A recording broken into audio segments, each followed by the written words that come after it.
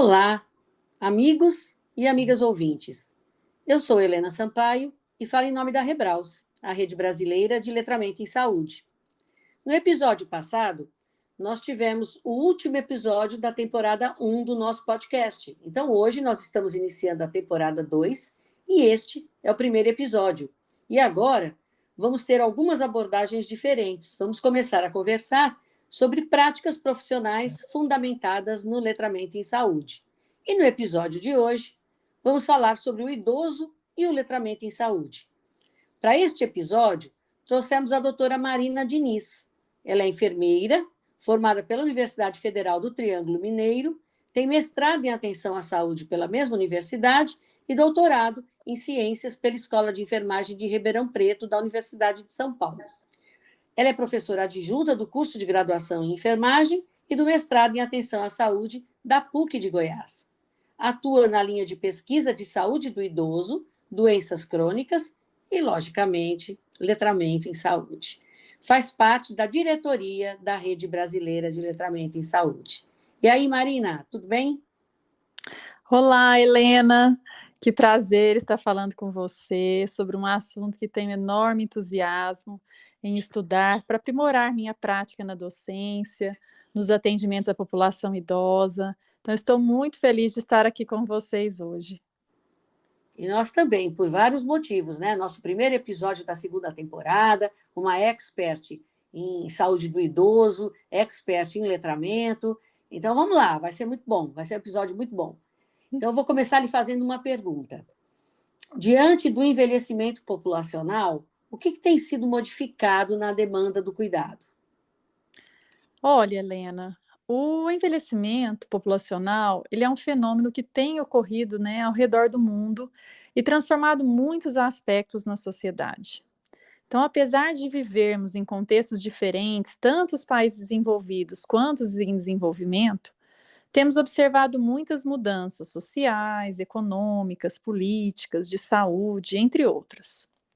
Para 2050, espera-se no Brasil 60 milhões de idosos. Então, será a sexta população idosa do mundo. E quando falamos nesse processo, temos que prestar atenção principalmente na população acima de 80 anos, que vem crescendo exponencialmente.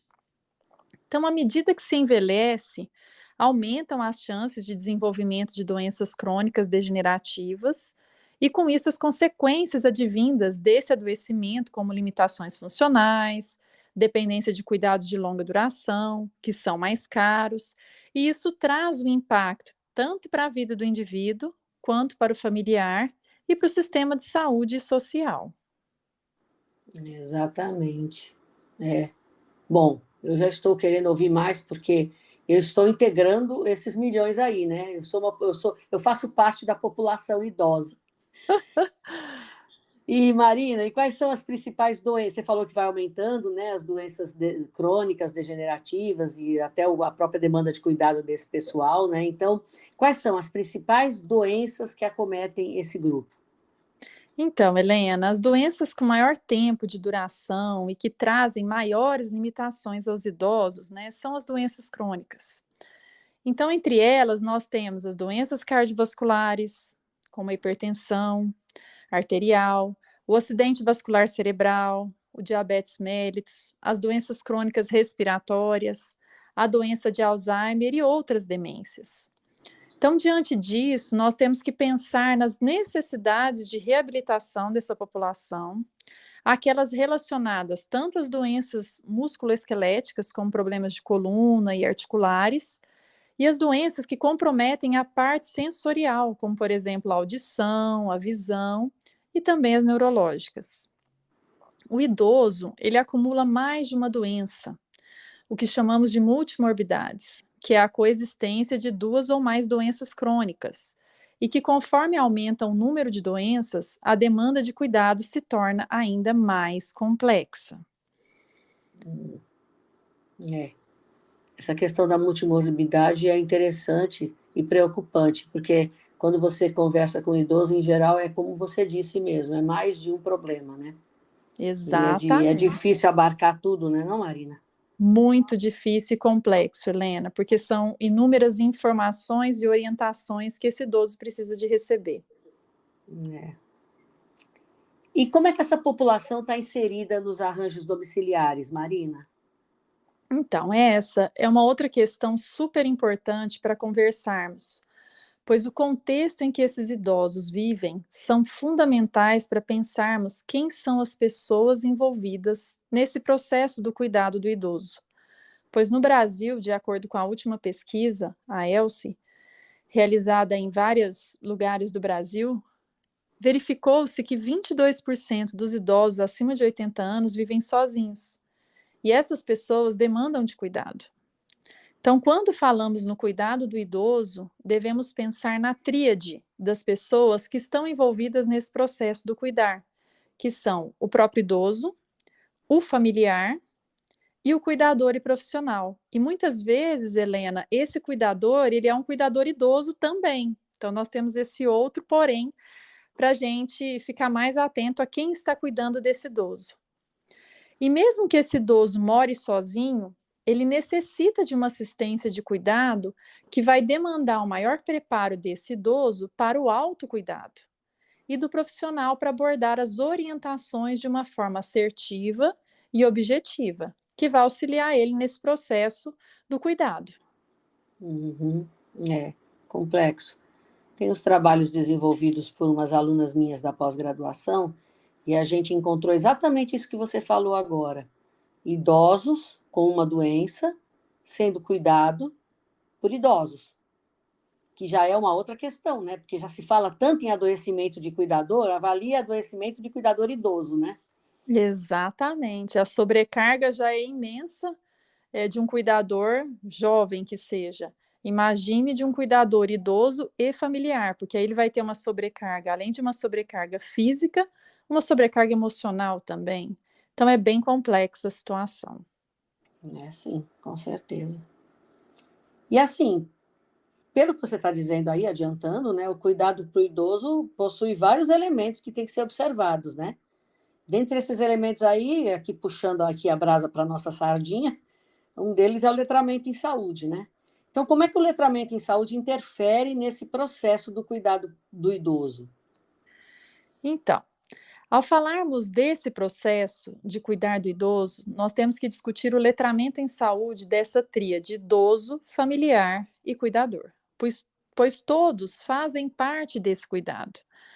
Então, os estudos, eles sugerem que baixos níveis de letramento em saúde são preditores de piores desfechos em saúde, pois eles utilizam os serviços de emergência com maior frequência e estão associados a alta taxa de mortalidade. Então, vários são os fatores que contribuem para o baixo letramento em saúde. Entre eles, nós temos os estados socioeconômicos, a idade, a raça, a etnia, a cognição, o nível educacional. No Brasil, Helena, nós ainda não temos um rastreamento sobre o letramento em saúde da população idosa. Porém, outros países, como os Estados Unidos, estimam que apenas 3% dos idosos apresentam uma proeficiência do letramento em saúde. Esse dado é importantíssimo para demonstrar os grandes desafios que enfrentaremos pelo futuro. Então, o idoso, ele por si só, já possui dois importantes fatores iniciais que contribuem para o baixo letramento em saúde. A primeira é a idade e a outra é a cognição, pois o letramento em saúde ele envolve a compreensão, a lembrança, né, a memorização das informações fornecidas. Então, o letramento ele envolve uma infinidade de processos cognitivos que são desafiadores para qualquer um, em qualquer idade, tais como recuperar as informações das prescrições médicas, uma lista de nomes e endereços, calcular quando tomar vários medicamentos, interpretar a terminologia médica, comparar diferentes seguros, planos de saúde, filtrar as informações relacionadas à saúde disponíveis em revista, na internet, em televisão. Né? Hoje a gente tem o WhatsApp, que é um grande disseminador de informações. E esses são apenas alguns dos complexos processos de pensamento que estão envolvidos na seleção, compreensão e uso das informações relacionadas à saúde. Então, a compreensão, a resolução de problemas, comparação e contraste, raciocínio, computação, adaptar e sintetizar são processos cognitivos de ordem superior necessários para o letramento em saúde. Então, embora a gente tenha um envelhecimento cognitivo variado entre os indivíduos, certos tipos de capacidades cognitivas, elas diminuem com o aumento da idade. Então, os idosos, eles tendem a processar informações em um ritmo mais lento, ter menos memória e dificuldade para essa compreensão. Outros comprometimentos que também contribuem para isso é a questão da perda da audição, a visão, né? Isso pode contribuir para a diminuição dessas habilidades para o processamento da informação em saúde e, com isso, não executar as orientações adequadamente. Um momento que a gente percebeu assim, uma grande questão com o advento da pandemia, nós tivemos que utilizar as máscaras, né? Então, as pessoas que têm perda auditiva e muitas vezes fazem a leitura labial estão com seríssimos problemas. Por quê? Porque elas não conseguem compreender, porque elas não conseguem olhar, né, os lábios no momento que está falando. Então, esse é um processo que traz muita dificuldade para o entendimento e compreensão também. E a gente deve ainda ressaltar o letramento em saúde do cuidador, do familiar, pois eles irão prestar o cuidado muitas vezes a esse idoso. E eles não conseguem desenvolver as habilidades adequadamente devido a esse baixo letramento. Então, essa é uma outra preocupação muito grande que a gente tem quando a gente envolve o cuidado de um idoso. Eu não vou olhar somente para ele, eu vou olhar para ele, para o cuidador, para o familiar, para todos aqueles que estão envolvidos nesse processo do cuidado. É complicado. Você estava falando, eu estava lembrando de mim mesma. Eu estava até comentando hoje de manhã com os alunos meus da pós-graduação.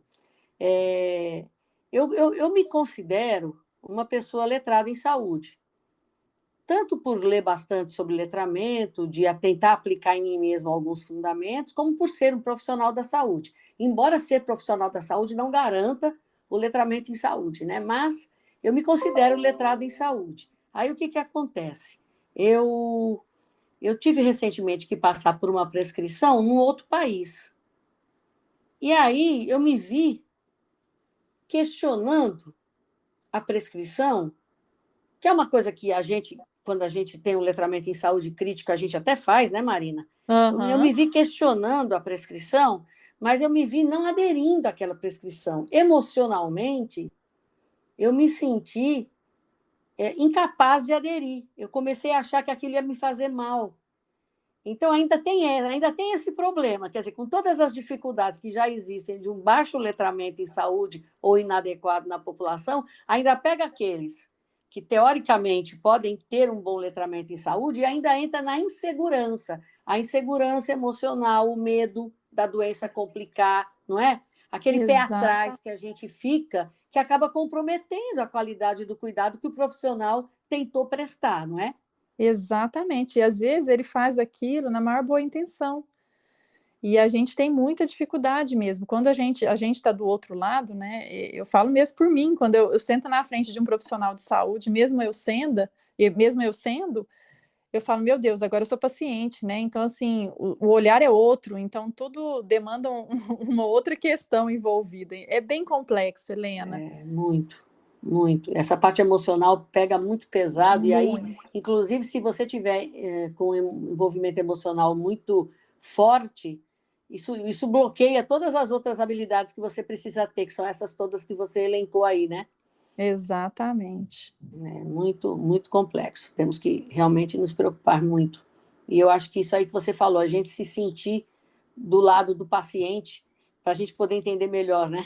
O que ele está sentindo, o que ele está passando, em vez de rotular, como infelizmente muitos de nós fazem, né? Rotulam o paciente de chato ou de pouco cooperativo, né? E, na verdade, muitas vezes é a emoção, é a dificuldade de compreensão, né? Às vezes é uma coisa muito mais simples do que aquele julgamento que a gente está fazendo e a gente não tem esse olhar, né?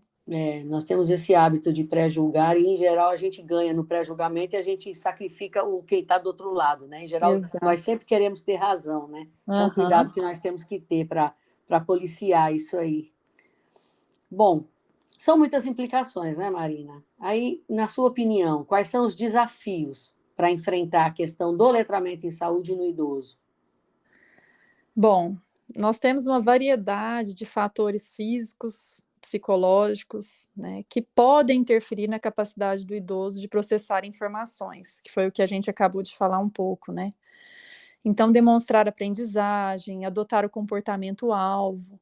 Então, alguns desses fatores, eles incluem, por exemplo, a depressão, a fadiga, o estresse, limitações funcionais, do envelhecimento físico e as doenças crônicas e a falta de motivação para aprender. Então, o primeiro ponto, eu penso que é a coleta de uma história detalhada, né, com foco no status psicossocial e funcional do paciente idoso. Essa é a pedra angular do plano de ensino que eu vou traçar para o meu paciente idoso. E a partir disso, eu vou investigar as questões. Como que é o ambiente de vida, a quem a pessoa recorre quando ela precisa de ajuda. Isso é um fator importantíssimo quando a gente vai fazer uma coleta de dados com o idoso durante uma consulta, durante um atendimento. Então, o idoso pode pagar o equipamento de autoajuda necessário para controlar a sua condição? Então, às vezes, a gente prescreve algo para ele, mas que ele não vai ter condição de fazer aquilo. E a gente não pergunta isso, se ele vai ter condição. Você só vai lá e prescreve.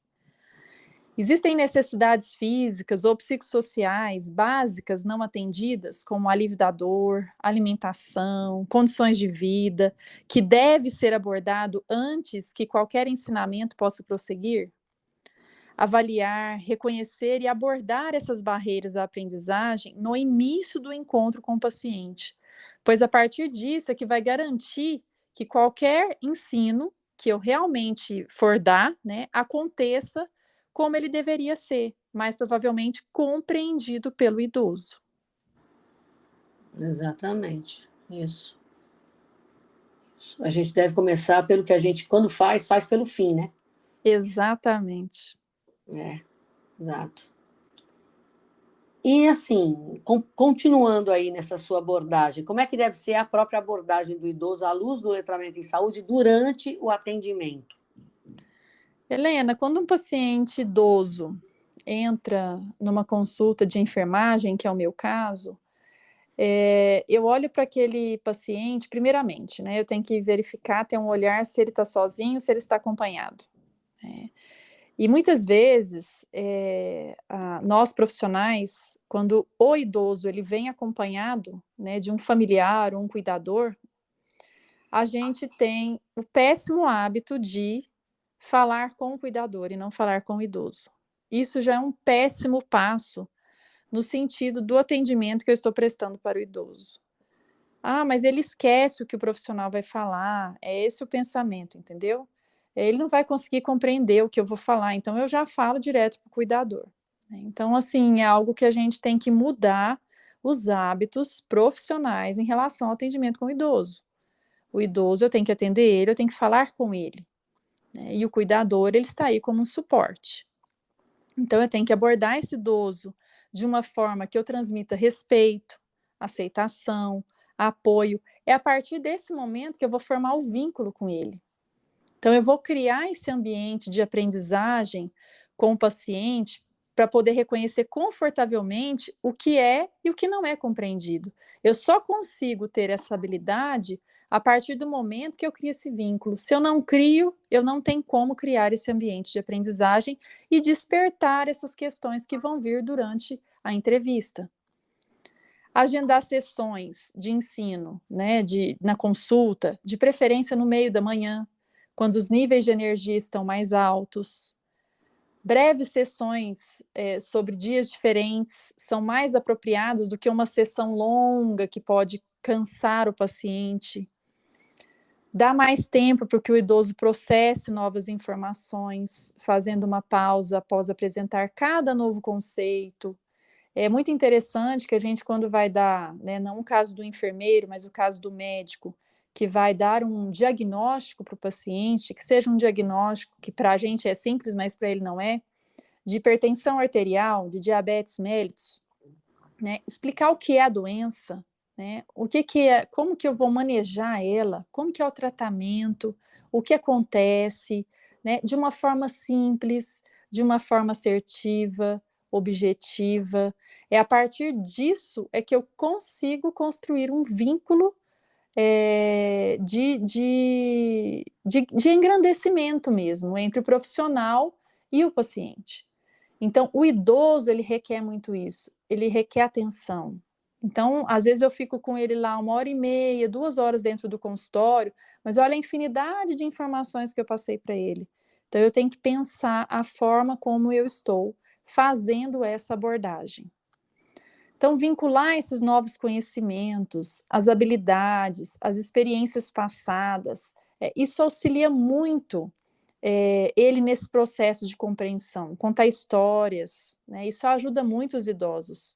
Os mais velhos gostam disso. Então, o idoso, ele se reconecta, né, com experiências vividas, ele serve como uma estratégia valiosa para facilitar a aprendizagem, manter o conteúdo prático e relevante para as atividades diárias, estrutura social e física, enfatizar a segurança, a manutenção da independência, né? Os idosos, eles são motivados a aprender um conteúdo que seja percebido como um meio para a resolução imediata de um problema. Então, ajudar o idoso a se concentrar durante cada interação, né, minimizar as distrações, limitar o número de mensagens, os pontos-chave essenciais, e evitar informações irrelevantes. Não adianta você encupridar muito a conversa se aquilo não vai trazer nenhum benefício para ele. Então, falar pausadamente, né? O idoso, ele precisa de uma fala mais devagar, mas também não tão devagar, que o paciente fique distraído, né, ou entediado com aquela fala. Sentar-se em frente a ele, né, falar no mesmo nível do paciente, falar de forma clara, concisa, usar palavras que são familiares, né, seja sensível, respeitoso com os costumes, crenças, os valores da geração mais velha, fornecer material escrito que reforce os pontos principais daquele processo que você está ensinando para ele naquele momento. Nós temos uma questão aqui no Brasil, que é a questão do baixo nível de escolaridade. Então, esse é um outro ponto que a gente tem que prestar muita atenção. Então, às vezes o idoso ele não consegue ler, mas a gente pode transmitir a informação de alguma forma que ele compreenda, né? Por meio de uma fala com o cuidador, por meio de outras estratégias que auxiliem nesse processo do autocuidado. Então, sempre que você for escrever, por exemplo, para aqueles que sabem ler, que escreva com letras maiores, né? Os pontos essenciais, se você quiser grifar alguma coisa de uma cor diferente.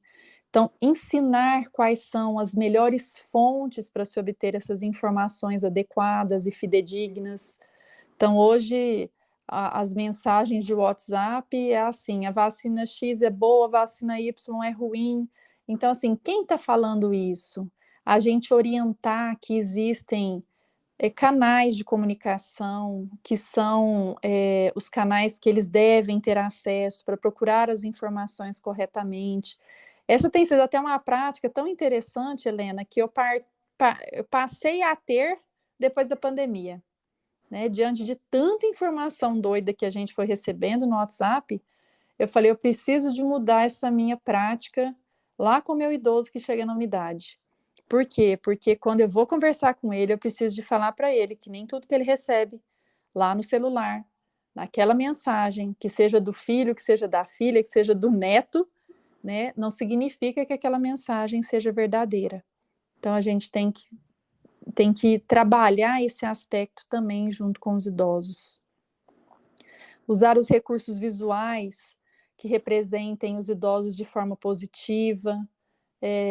Hoje existe muito aquela questão, estava se discutindo até muito em nos estabelecimentos onde tem vaga de idosos, tinha um idoso com uma bengala, né?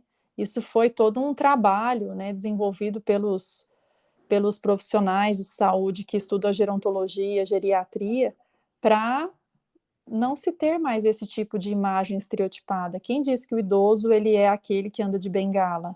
Então coloque lá 60 mais, né? Para idosos 60 anos ou mais. Não precisa ter uma figura de um idoso decadente, né?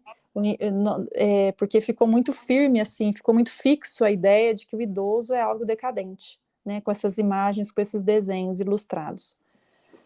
Então, incentivar esses pacientes, né, a manter essas informações escritas em um local, né, que seja visto com frequência, próximo do telefone, da mesinha da cabeceira, na geladeira, para que ele possa consultar aquilo frequentemente. Instruções específicas, em vez de direcionar um paciente para aumentar o cálcio em sua dieta, né, isso você como nutricionista, né, Helena, listar alimentos específicos que são boas fontes de cálcio, né, observar quantas vezes por dia esses alimentos eles devem ser comidos, porque você fala cálcio para ele, ele sabe que no leite tem cálcio, mas o que mais pode ter que tem cálcio? Né? Então você já ir direto ao ponto, né? Você fala aumentar o cálcio em sua dieta, mas especificar esses alimentos. Isso facilita muito envolver, incentivar a participação deles, demonstrar, né, uma nova habilidade, fazer com que o paciente pratique a habilidade com você, relacionar novas informações, direcionar o aprendizado para dicas dentro de casa do paciente ou nas rotinas diárias, né, mostrar que aquela mudança que às vezes ele vai ter que ter dentro da realidade dele por conta de alguma doença, de alguma questão que esteja envolvida no cuidado dele, isso não precisa ser só dele, mas que para toda a família isso vai surtir um efeito positivo. Então, pensar, né, nessas formas do que eu posso melhorar, não só para mim, enquanto idoso, mas o que eu posso melhorar para minha família também. Ele vai se sentir útil também de transmitir esse tipo de informação. Repetir os pontos essenciais, né, com frequência da sessão, né, pedir que eles parafraseiem novamente o que foi falado das informações. Então, assim, os idosos, eles devem ser incentivados a convidar um membro da família ou um amigo de confiança para comparecer e participar ativamente dessas sessões, né, de atendimento em saúde, porque isso estabelece um vínculo e promove eficazmente o letramento em saúde desse idoso e do próprio cuidador também. Então, os amigos, os familiares, eles podem atuar como substitutos leitores para o paciente, reforçar essas informações fornecidas no ambiente clínico e esclarecerem as informações que podem ser mal interpretadas pelo paciente ao voltar para casa, por exemplo. Então, assim, são muitas questões, Helena, que a gente pode abordar, assim, de uma forma que eu acredito que vai melhorar. Uhum. E todas essas informações, essas dicas que você deu até agora, elas vão servindo para os nossos ouvintes também avaliarem as suas práticas e vendo como é que podem melhorar isso um pouco, né? Você sabe que você estava falando do médico, da questão de explicar o tratamento, explicar o que vai ser feito, as repercussões. Eu estava me lembrando do meu marido. Meu marido é endoscopista. Naquela correria de fazer os exames pela manhã, e deixar o paciente mais livre o mais cedo possível, porque eles ficam muito tensos com a endoscopia, não é? Ele foi colocar xilocaína na garganta do paciente para anestesiar, para poder passar o endoscópio, Hum, e ele pediu para o paciente abrir a boca. E aí ele pegou a gás e puxou a língua do paciente para poder colocar a xilocaína. aham. E assim que ele fez isso, o paciente recolheu a língua com toda a força, sabe? E aí meu marido falou para ele: calma, isso aqui é só para botar um anestésico na sua garganta, me dá a língua. Aí o paciente respondeu para ele: para você beliscar. Aí meu marido, depois que a gente começou a conversar sobre letramento, meu marido Ah, falou: tá aí um cuidado não letrado em saúde que eu prestei, porque realmente ele não explicou, né? Não é só abrir a boca, é abra a sim. boca, estende sua língua para fora, eu vou segurar nela com um pedacinho de pano, para poder alcançar a sua garganta, né? Não, tinha que ter explicado, que aí o paciente ia deixar, né? Agora, do jeito que ele fez, o paciente se apavorou logo. Lógico, né? Mas isso aí, são aprendizados, né? Com o São tempo você começa aprendizados. a corrigir, né? Exato. Você aprende, o paciente, o profissional, todo mundo aprende, todo mundo está inserido nesse processo. Exato. E, Marina, e como é que deve ser avaliado, assim, se houve ou não a compreensão do idoso? Bom, Helena, nós temos a técnica do teachback, né, em que o paciente ele é solicitado para parafrasear, para demonstrar uma instrução que acabou de ser ensinada. Então, esse é um método eficaz de avaliar a compreensão de todos os envolvidos nesse processo, até uma avaliação minha enquanto profissional também. Então, as demonstrações, elas se prestam bem a oportunidades para o reforço comportamental, a resolução de problemas guiados e reconhecimento para o sucesso. Então, colocar questões situacionais realistas para o idoso, responder é uma forma eficaz de avaliar a compreensão. Fazer um telefonema de acompanhamento, se o tempo permitir, lógico, né? É um outro meio eficaz de avaliar os resultados da aprendizagem. Esses dias eu estava assistindo, Helena, foi até uma aula que teve a respeito da teleconsulta de enfermagem para o paciente idoso com Alzheimer. Então, olha que complexidade é isso, né? O paciente ele está com Alzheimer e ele vai receber uma teleconsulta. Então, obviamente, ele precisa de um cuidador junto nessa consulta. Mas eu acredito que o telefonema é um acompanhamento muito importante da gente ter, né? Isso facilita o nosso processo dos encaminhamentos que a gente pode ter dali para frente. Então, você veio para minha consulta presencial, fizemos toda a avaliação, e aí ligar para ele, né, na semana seguinte, e aí, seu José, como que o senhor está, né? O senhor começou a tomar medicação? O senhor, quais foram os resultados das verificações, por exemplo, de açúcar no sangue? Né? Com que frequência o senhor está fazendo a picadinha no dedo para verificar a glicemia? São perguntinhas, Helena, que a gente faz assim, sem marcar com a pessoa, e que ela vai responder aquilo como se fosse um telefonema mesmo de um filho, de quem for. Né? Quando a gente faz, eu falo muito, né? A gente vai fazer uma visita domiciliar, dentro, né, das unidades básicas de saúde, a gente entra na casa da pessoa, você é um estranho ali dentro. Então, ali, às vezes, ele se sente muito mais à vontade para falar as coisas para a gente, e a gente tem o papel de observar também, né, e puxar alguns elementos que às vezes não foi falado para a gente lá na consulta, né, dentro da unidade de saúde. Então, é muito importante esses aspectos do que a gente pode compreender, né, esse processo da avaliação que a gente fez com esse idoso. Então, concentrar-se nas habilidades que promovam a independência e atender essas necessidades imediatas. Eu acho fundamental para a gente pensar, tanto numa avaliação, se houve a compreensão do idoso, essa avaliação ela é tanto do profissional quanto do idoso ou do Hum, cuidador. uhum, uhum. E nessa perspectiva, quais as intervenções melhores para a gente usar com eles, para melhorar esse letramento em saúde deles? Então, assim, melhorar a comunicação oral, né? A gente tem muita dificuldade ainda com a comunicação oral, né? Durante a faculdade, durante a nossa formação profissional, a nossa comunicação, eu acredito que ela seja truncada ainda. Falar claramente, devagar.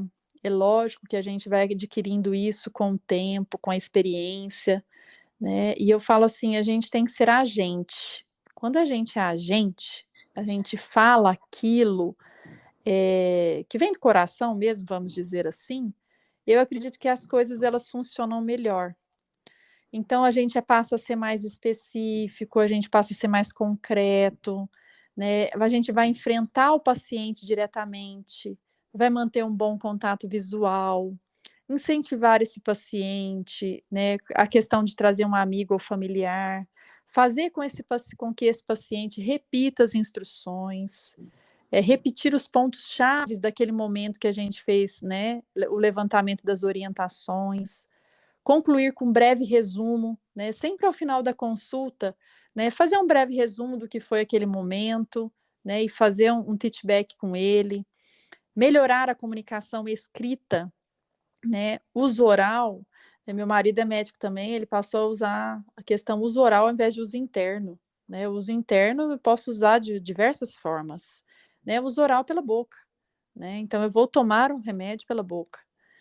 Então, acredito que isso também é um processo que vai modificando, são intervenções que vão melhorando esse letramento da população idosa. Começar com um resumo dos pontos essenciais.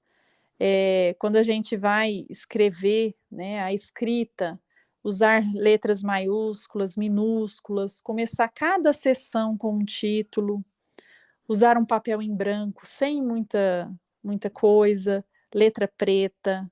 Se for fazer desenhos, usar desenhos de linhas simples, de assuntos apropriados para a idade, deixar espaços em branco, porque aquele monte de letrinha junto assim, ó, aquilo ali causa uma confusão muito grande.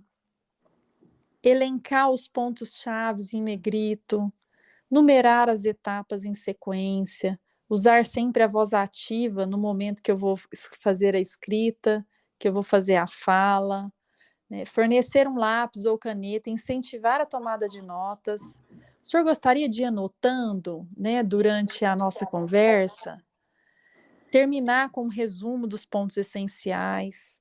Ler e analisar as instruções escritas com o paciente, pedir para ele repetir as instruções, observar essa demonstração do paciente e fornecer esse feedback, tranquilizar ele de que outras pessoas têm dificuldades com as informações. Quando a gente faz ilustrações por meio de exemplos, isso facilita muito, né? Ele compreender que aquilo não é uma dificuldade dele, né? Mas sim de várias pessoas que estão inseridas ali. Incentivar o paciente a ensinar a família, fazer perguntas abertas que avaliem a aplicação de novos conhecimentos em casa e agendar sempre consultas de acompanhamento para a prática dentro daquela semana, se possível. É lógico que a gente fala aqui de intervenções, Helena, que hoje, na nossa prática clínica, vamos dizer assim, algumas dessas questões são complexas, né? Devido ao sistema em que nós estamos inseridos. Mas eu acho que a gente não pode ficar tão engessado dentro dessas questões de sistema. Eu acredito que a gente pode ir dando um passo de cada vez e isso vai se transformando com o tempo. Então, é a partir da forma como a gente lida, da forma como a gente vai transformando as nossas condutas diárias, é que o sistema também vai, aos poucos, sendo modificado. Então, é isso que eu queria deixar como mensagem, né, no sentido do que eu trago enquanto uma profissional da área da saúde que está, assim, engatinhando, eu considero, nesse processo do cuidado à luz do letramento em saúde. Uhum. E é como você disse mesmo, nós temos que ter em mente o que precisa ser feito. O fato de não poder ser feito tudo hoje não importa. A gente tem que saber o que tem que ser feito, até porque se você sabe o que tem que ser feito, você luta e busca por isso, não é? Então não adianta você fornecer o que pode ser feito, porque sempre estaremos aquém do que poderíamos chegar a fazer, não é? Isso, exatamente, Helena, exatamente essa construção que a gente tem que seguir em frente. É, muito interessante. E assim, muito bom também, porque você foi falando muitas e muitas coisas, mas estas são as vantagens do podcast, que a pessoa vai poder ouvir, vai poder voltar quantas vezes quiser para cada trecho da tua entrevista e vai poder ver alguma coisa que tiver passado na primeira escutada, na segunda e na terceira fica mais sedimentado, né, não? Isso. Muito legal, Marina. Olha, eu encerrei as perguntas que a gente tinha planejado para a sua exposição. Você ainda queria acrescentar alguma coisa? Helena, não tenho nada a acrescentar, não. Eu só queria mesmo agradecer esse momento. Para mim foi um momento de grande aprendizado estar aqui hoje com você, eh, eh, exercitando, eu diria, o podcast. E eu acredito que essa é uma ferramenta que veio para ficar, principalmente, assim, eu penso na minha população idosa, é o quanto eles são pessoas, né, que vieram de rádio, né, o rádio era algo muito importante na vida deles anterior, não tinham televisão, então o processo de comunicação com eles era através do rádio. Então, assim, eu penso que o podcast ele veio de uma forma muito mais lapidada, né, no sentido de dar informações em saúde, de fornecer esse tipo de orientação, de uma forma muito gostosa da gente ouvir. Então, assim, hoje foi um dia muito gostoso, de estar aqui com você e poder falar um pouquinho da minha prática, do que eu tenho com os idosos. É muito bom, muito bom. E o pessoal vai poder escutar quantas vezes for necessário, porque foi muito rica tua participação. A gente agradece muito você ter estado com a gente, porque foi realmente uma série de informações importantes que você passou. Escutassem novamente 3 episódios anteriores que nós temos. O episódio número 1, lembrando que o número 1 não foi o primeiro, porque nós tivemos o episódio 0 antes do 1, né? Então, o número 1, o número 7 e o número 13, que a gente falou um pouco de Titbeck, falou um pouco de material letrado em saúde e falou um pouco de métodos de intervenção. Logicamente, foram passeios, foi uma pincelada genérica. Só que hoje a doutora Marina conseguiu aprofundar todos esses aspectos e de uma maneira dirigida especificamente para o idoso. Então, eu acho que vocês podem complementar os ensinamentos dela, ouvindo também novamente esses 3 episódios que a gente falou, né? E lembrar, né, que o idoso é uma fase da vida que está se tornando mais e mais importante quando se pensa em cuidar da saúde, né? Então, mais uma vez, obrigado, Marina. Obrigada, Helena. E é isso aí, amigos e amigas ouvintes. A gente agradece a audiência de vocês e até os nossos próximos episódios, quando a gente vai continuar trazendo aspectos de como letrar em saúde na prática. Até lá! Até lá.